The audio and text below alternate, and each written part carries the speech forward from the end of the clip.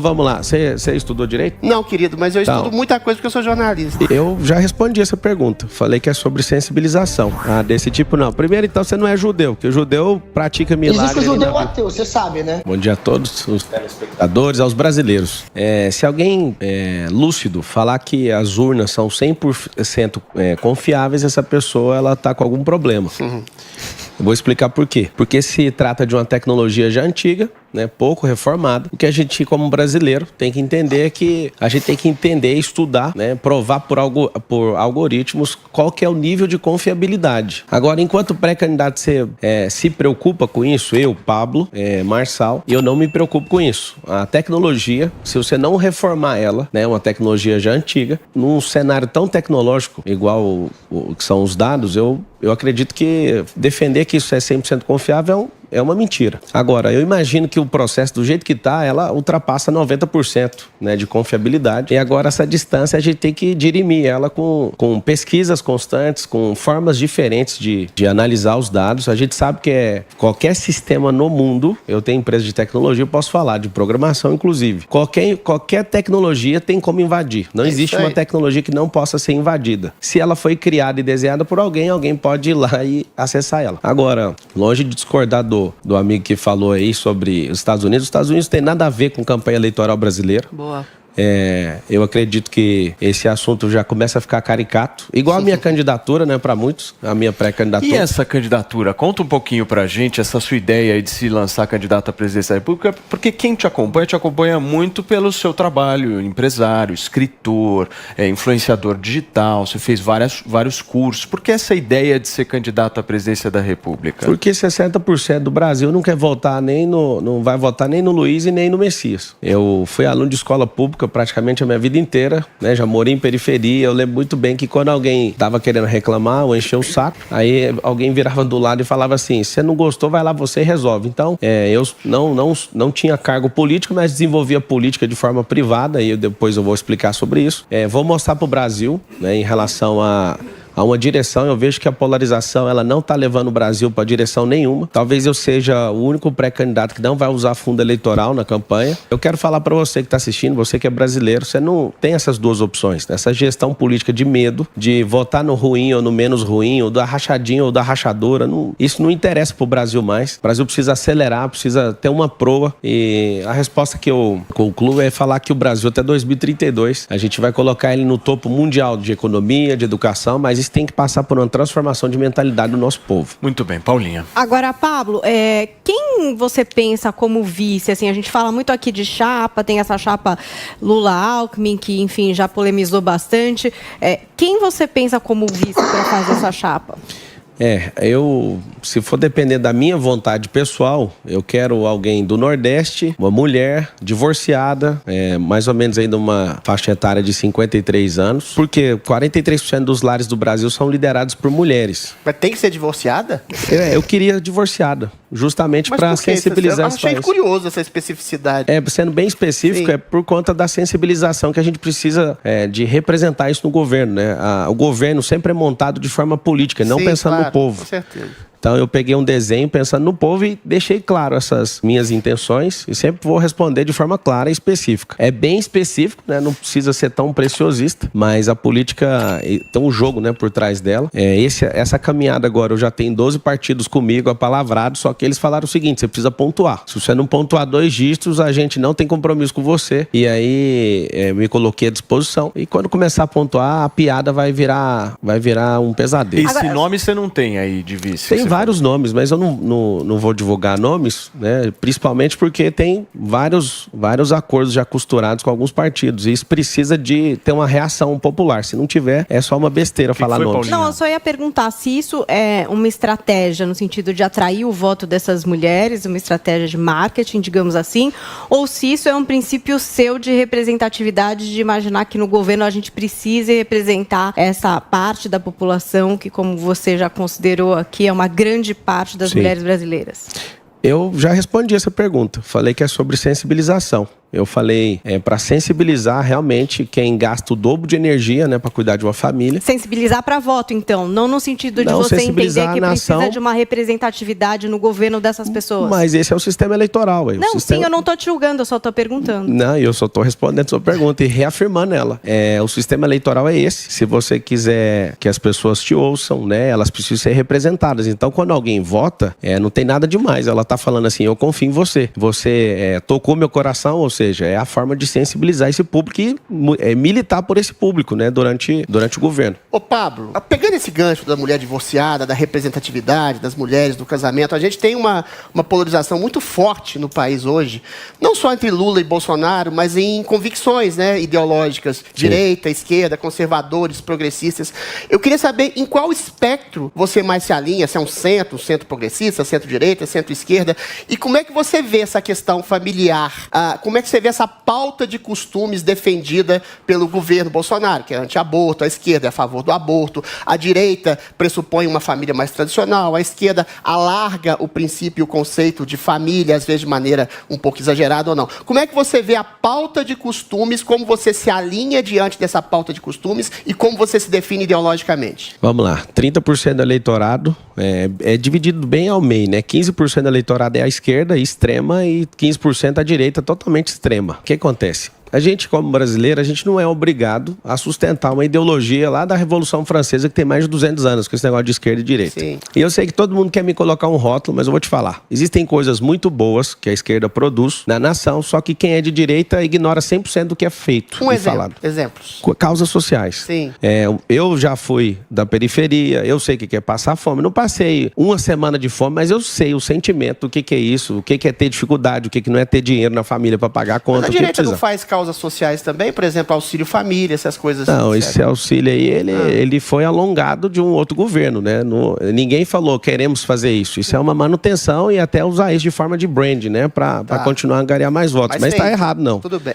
Mas eu queria ver quem é homem ou mulher para peitar e cortar um benefício desse, né? No país que precisa de assistência. E foi doutrinado para isso. Esse rótulo de esquerda e direita, ele veio, né? Tem só pouco mais de 200 anos que a gente tá arrastando as nações com essa conversa, justamente para impedir o crescimento de um povo, né, das pessoas crescerem como governantes. Querem me colocar de um lado, eu não vou assumir isso, apesar de ser uma piada para vários, eu sou do alto, eu vou aceitar, vou tolerar tudo que vocês querem, mas 70% do povo não aguenta mais esse assunto. Se você chegar agora aqui na Paulista e perguntar para alguém que está com fome, se ele é de esquerda ou de direita, ele só quer a comida. Você pergunta para alguém que está na fila de emprego, só quer o emprego, ele não quer saber de esquerda e direita. Para um empresário que quer financiamento, ele também não está nem aí para isso. Vocês vão enlouquecer essa nação com esse assunto. Então é o seguinte, não tenho expectativa nenhuma em relação a cortar ou diminuir os extremistas, eles vão continuar, mas não faz sentido a gente ter 70% da população que não importa com esse assunto. A gente pode voltar a ser um país pragmático, produtivo, focar em crescimento e fica parecendo alguém, né, que é ideológico demais, a pessoa vai virar e vai falar assim, você é murista, você está em cima do muro. Não, eu posso governar sobre todos. Se você é amante de uma ideologia, siga ela.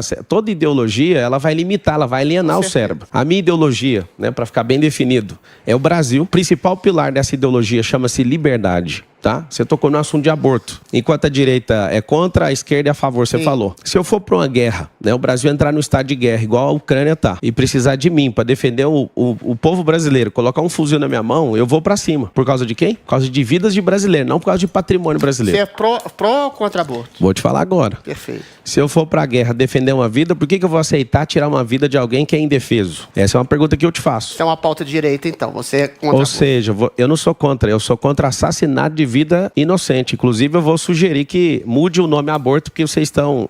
Quando eu falo vocês, quem defende? Vocês acham que aborto é igual abortar um projeto. Acho que o erro de tipo, né, a tipificação penal, tá parecendo de Seria projeto. Homicídio que você ia colocar?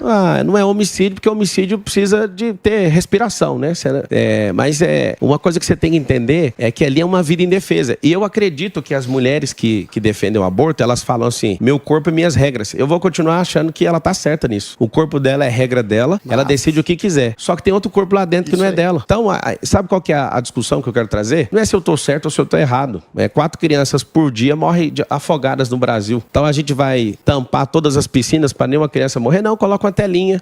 Se você não quer engravidar, você põe uma telinha na genitália ou então na mente. Eu sei que é grosseiro isso, mas é para provocar o pensamento. A gente, enquanto Estado, a gente não decide quem vive e quem morre. No Brasil não tem pena de morte, a não ser no Código Penal Militar, em caso de deserção e em caso de guerra. A gente não mata ladrão, a gente não mata traidores da nação, ladrões que roubam trilhões, a gente não mata essas pessoas, vai matar os bebês que não tem nada com isso? Eu não sou engessado, você não vai falar assim, ele não pensa. É o seguinte, eu não concordo com um monte de coisa e eu acredito que o país, o presidente da República, ele pode pensar o que ele quiser, só que ele não pode falar o que ele quiser porque ele compromete a nação. Minha pauta particular é liberdade. Eu quero dar liberdade para esse bebê nascer, se não quiser cuidar dele, dá para alguém e alguém cuida. Pablo, mas nesses 4 anos, quase 4 anos de governo Bolsonaro, a gente viu como é difícil governar, né? Quando a gente está de fora, acha que consegue mudar tudo, quando entra, você vê como que funciona a máquina realmente, principalmente com o Senado. O Senado, todos os projetos que vão ajudar o Brasil,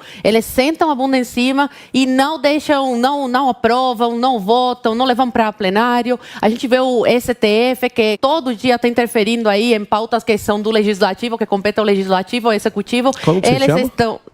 Zoe, você acha que... Desculpa te interromper. Você acha que tá esse clima de guerra entre os poderes por qual motivo? Você sabe explicar? pela interferência do STF nos Eu acredito poderes? que é por um só. Ou é pelo... qual? É o próprio executivo. Minha pergunta seria sobre o STF e o Senado Federal, que empacam todas as pautas do governo. Você não deu para perceber isso nesses 4 anos de governo? Como é importante eleger o presidente, mas também os outros representantes, governadores, prefeitos, deputados federais, estaduais. Você não acredita que seja um pouco disso também, que o governo não tenha conseguido avançar em todas as suas pautas por causa dessas questões aí? Você sabe quantos anos que o Messias ficou no parlamento?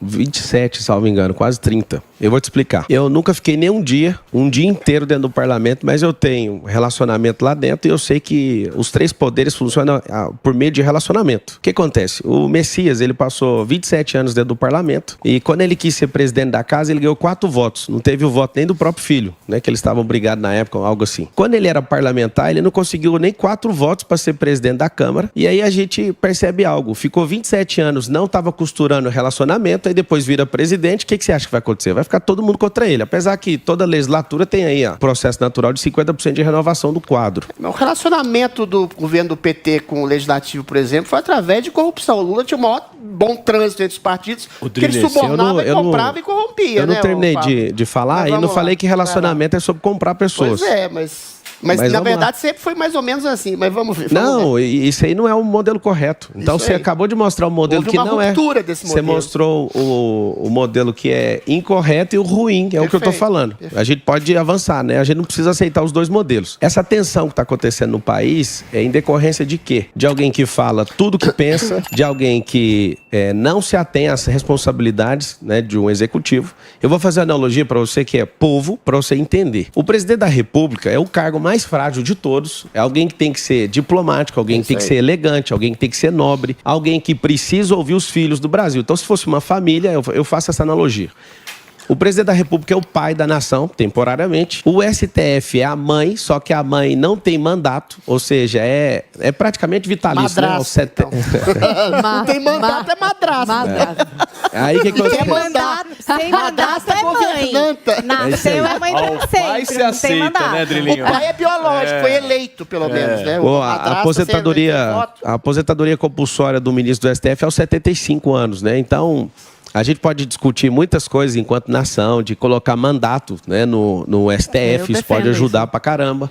Agora, o que a gente não pode ter encrenca é com os filhos. Os filhos mais velhos são os senadores, eles ficam 8 anos lá e os deputados 4, e tem gente que tá há mais de 30 anos lá dentro. O que eu quero resumir? O problema institucional é de uma casa onde tem 11, ou uma casa que tem 513, uma casa que tem 81, ou de uma pessoa. É uma pessoa que precisa ter elegância, é uma pessoa que precisa transmitir confiança, e eu sei da dificuldade do presidente. Eu sei que o que ele construiu, ele ajudou o Brasil a se livrar, né, dessa ideologia maluca. Vocês não vão me ver desonrando ele, e nem o Luiz. Quem sou eu para falar do Luiz, sendo que o STF foi lá e tirou ele, né, da prisão e deixou ele em paz? Mas você acha isso normal? O cara que foi condenado em 3 instâncias por uma dezena de juízes, o STF tirar por uma questiúncula jurídica, ele não foi absolvido. Ele foi descondenado por uma questiúncula jurídica. Você acha normal? Fala isso pra gente. Não é normal. Eu, enquanto...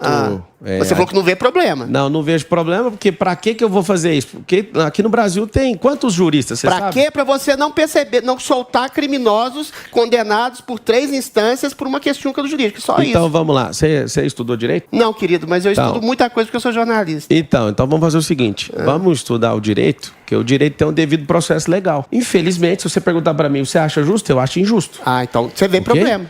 Não vejo problema, porque o problema precisa ser resolvido. E nesse caso não tem a solução do problema. Como presidente, o que você faria para resolver esse problema dessa injustiça formal perpetrada pela justiça brasileira? O presidente da República não tem competência para prender alguém. Deixa eu inserir o nosso Guga Noblar aqui na conversa. Guguinha, você está querendo falar, né? Claro, tudo bom, Pablo? Oi, obrigado Guga. aí pelo tempo. E sobre as urnas, o pessoal falou que, do jeito que a Zoe todo mundo fala, parece que desde 96 é a mesma urna. Cada eleição a gente atualiza. Inclusive, nessa eleição a geração, vai ser o modelo UE 2020. Vai ser um novo modelo já nessa nova eleição, que foi apresentado desde dezembro do ano passado. Está sempre aprimorando a cada eleição. Só uma pergunta, Pablo, Guga. Se você me permitir, você acredita que as urnas são 100% confiáveis? Eu queria só saber isso. Eu vou no que eles dizem, é 99%, mas não quer dizer que é 1% de erro, não. É 99% e esse 1%, na verdade, dizem que é só 0,01% de inconformidade. Certo. Isso são vários testes que foram feitos. Eu realmente não sou um especialista, eu vou em quem testou. E foram chamados vários especialistas que testaram e chegaram a essa conclusão. Então, eu estou tranquilo, como você também, com relação à eleição. Agora, Pablo, para misturar um pouco esse seu lado político também com a sua história de vida que as pessoas não conhecem, tem um vídeo seu muito polêmico, né? Que você está numa igreja orando, fazendo lá a sua oração e você pede para uma mulher, uma cadeirante, você faz uma cadeirante levantar da cadeira. Você tenta fazer uma cadeirante levantar. Você chega a ajudá-la a se levantar. Então fica a pergunta, um pouco brincando com isso. Se você não conseguir virar presidente da República, você vai virar um novo Jesus Cristo, um Jesus Cristo 2.0, um novo profeta que faz milagres? O que foi aquilo? Isso te incomoda? Você é o primeiro jornalista que faz esse tipo de pergunta. Isso te incomoda? Olha, me incomoda ver uma pessoa pegar um cadeirante e fazer aquilo que parece, para mim, impossível, né? O que seria você é cristão, ou Guga? Olha, só um pouquinho. Mas, enfim, eu não vou julgar, eu quero só entender assim. Mas é curioso, ele vai entender. Porque você pegar uma cadeirante me parece muito apelativo, entendeu? Entendi. Me parece, sem dúvida, muito apelativo só um pouquinho. Você querer Guga, só me responde que eu já... consegue fazer milagre. Eu já te respondo. Você é cristão? Eu sou judeu. Você é judeu. É o seguinte, o judeu acredita em milagre? Não, desse tipo não. Desse tipo não. Primeiro, então, você não é judeu, porque o judeu pratica milagre. Existe o judeu ateu, você sabe, né? Então você é um judeu ateu. O judeu é um povo. Então. Eu acredito em milagre, mas você fez um milagre, Pablo? Responde pra gente. Não, deixa eu resolver com o Guga e a gente fala. É o seguinte... Então você também é ateu, Guga? Não, eu sou judeu, que eu acredito em algumas coisas do judaísmo, mas jamais acreditaria no poder do Pablo fazer milagres. É proibido fazer pergunta para jornalista, Guga? Não, mas eu só estou respondendo. Você assistiu o vídeo? Guga, você assistiu o vídeo? Assisti. E o que você viu no vídeo? Conta para todo mundo. Eu vi você pegar uma cadeirante, tentar levantá-la e passar essa impressão de que você estava ali. E ela levantou? De sofrimento. Ela levantou? Com o seu apoio, né? Ela levantou ou não? Chega a se levantar de leve com o seu apoio. E aí ela voltou e sentou? Coloca ela de volta. Ela voltou e sentou? Sim. O meu respeito aqui a todo o PNE do Brasil, são milhões, né? São pessoas com necessidades especiais. Eu acho que aqui já começou a ficar num tom cômico o assunto. Não, mas... deixa eu terminar de falar. Vai lá, querido. O que é o problema do Brasil? O problema do Brasil é que ninguém perguntou nada do futuro pra mim até agora. O Guga tá falando de Estados Unidos invadir a eleição do Brasil, aí ele pegou um assunto aleatório falando de cadeirante. Quem tiver curioso... Mas isso passa seu perfil. Pode passar meu perfil. Entender o seu perfil. Meu perfil é o de uma pessoa que fala que faz milagre. Deixa ele responder. Eu nunca falei faz isso. milagre ou não. Vai, turma, Então por responde, por favor. Então É o fica seguinte, quieto, peraí. Vou explicar pra vocês. O Google, ao invés de pegar alguma coisa boa, foi lá e pegou um vídeo desse, né? O vídeo tá lá, vou deixar, coloca nos stories pra mim, Pablo Marcal 1, vocês vão lá, vocês vão ver. Seguinte, presta bem atenção. Eu sou um cristão e qualquer pessoa que pedir pra mim, Pablo, você pode orar por mim? Eu não sou covarde. Então, se você quer saber o que significa aquele vídeo, aquele significa alguém que não tem covardia, tá? Você perguntou, você faz milagre? Sim. Eu sou um milagre. Só de estar sentado aqui, eu já sou um milagre. Vini, você tem pergunta para Pablo Marçal? Tenho, queria perguntar para o Pablo uma pergunta sobre o futuro e uma sobre o passado. Pablo, quais vão ser as suas bandeiras aí nos debates, né, durante a campanha para o país? E você acha que nos debates vão explorar também aquela situação que aconteceu no Pico dos Marins, quando você levou aqueles seguidores lá, deu aquela confusão toda, teve gente que falou que você foi um pouco irresponsável, porque teve que ter aquele resgate dos bombeiros. Queria que você falasse um pouco sobre essa situação também. Vamos lá. Primeiro, os debates, você não vai esperar nenhum dos dois da polarização, porque eles não suportam debater com gente que sabe fazer perguntas, né? Então, não espere por eles lá. Essa não é nenhuma profecia, mas você pode analisar que eles não vão. E eu espero que vocês, como povo, analisem, né? Por que os dois, nem o de esquerda nem de direita, vai estar lá. Segundo, acho que eu vou responder essa pergunta talvez 10 milhões de vezes, sobre o Pico dos Marins. Teve a subida, ninguém arranhou nenhuma unha, até hoje eu não entendi o exagero desse assunto. Então, o bombeiro que foi lá, né, eu pedi por precaução, por causa que o rádio parou de funcionar, com outro grupo que dormiu um pouco abaixo, e não precisou nem de pegar na mão de ninguém, não usou uma corda, não usou uma prancha, não desvalorizando o trabalho deles, mas eu acho isso um exagero, né? Headline de notícia para clickbait e proliferou sem ninguém fazer uma pergunta. A verdade é o seguinte, a gente, em 10 anos, né, a gente não pode fazer um projeto eleitoreiro ou eleitoral, a gente tem que fazer um projeto de Brasil, então a gente vai abrir 10 milhões de empresas. Quando eu falo a gente, é você que está assistindo aí. Vários de vocês estão aí, por exemplo, no YouTube, comentando, talvez vocês não estão empreendendo e vocês podem passar a empreender nesses próximos 10 anos, porque o governo federal ele não vai ajudar o Brasil a crescer de forma nenhuma. Ele pode fazer um belíssimo papel de não atrapalhar a nação, que eu vejo que atrapalha bastante aqueles que querem produzir. O Brasil é dividido em 3 classes, tá? Não é classe média, classe alta, não. É a classe de quem produz, né? De quem trabalha e põe energia nisso, de quem empreende e de quem investe. E eu quero que o povo brasileiro, né, da educação, por exemplo, aprenda desde pequeno sobre investimento, sobre digitalização. A gente tem que fazer o país se digitalizar. A gente tem que construir uma forma diferente de fazer nação, né? Não na discussão de polarização. A gente precisa inclusive, você pode contar com isso a partir de 2023, uma Universidade Federal Digital. Hoje a gente tem 68 universidades federais e vai continuar essas 68. E a gente vai ampliar fisicamente as que fizer sentido nas regiões que não tem, mas a gente vai investir tudo naquilo que é digital. As pessoas não largam o celular. Tem vários de vocês, se vocês puderem responder no YouTube, quem está trabalhando agora, enquanto você está bilhetando lá, trabalhando para um empregador, você está assistindo aqui ao mesmo tempo. Se você é empreendedor e pode fazer isso, ou você é um improdutivo, não está fazendo nada e pode assistir a hora que você quiser. Nós vamos fazer o Brasil produzir. Para regular essa inflação, a gente precisa de aumentar a produtividade, a gente precisa de parar com esse marasmo nesse país e focar naquilo que a gente vai chegar. Em 2032, a nação mais próspera da Terra.